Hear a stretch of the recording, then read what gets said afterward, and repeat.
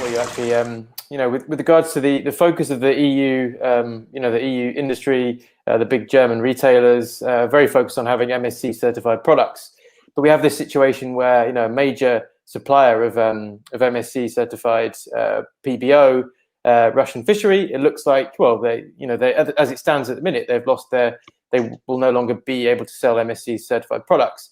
And just how big a deal is that for the processing sector in 2021? I mean, is this something where it sort of feels like a big deal in the industry, but the market will just kind of ride it out, or do you think that this is actually a big deal, because I guess it does, on one hand, create a deficit in the market of blocks? Short term, it's a big deal, I think. It makes the sourcing situation even more complicated or more difficult at the moment. Or in other words, it just adds fuel to the fire.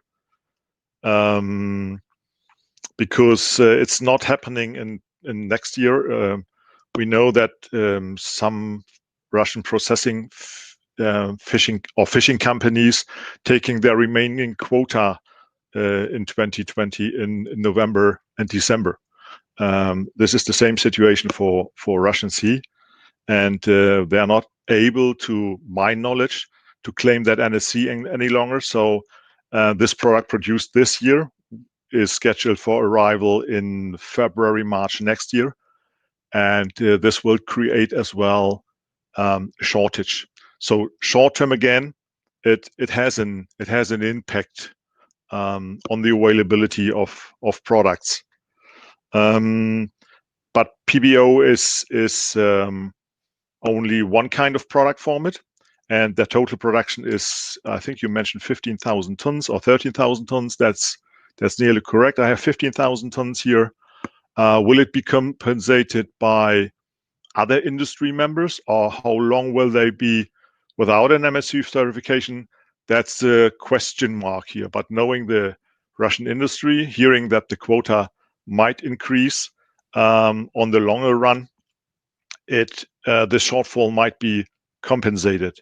And on the other hand, Russian Fishery needs to fix that issue. Without an MSC certification, they are not not a significant player in that market any longer, especially in the European market.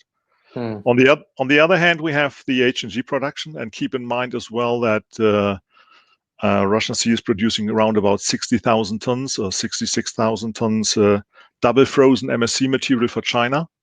And we need to take into consideration that it might have an impact on the availability of MSC H&G in China.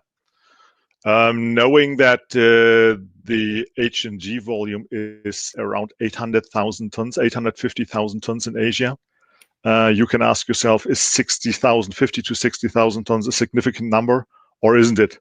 So that's a little bit of speculation. But again, short term, it creates further issues.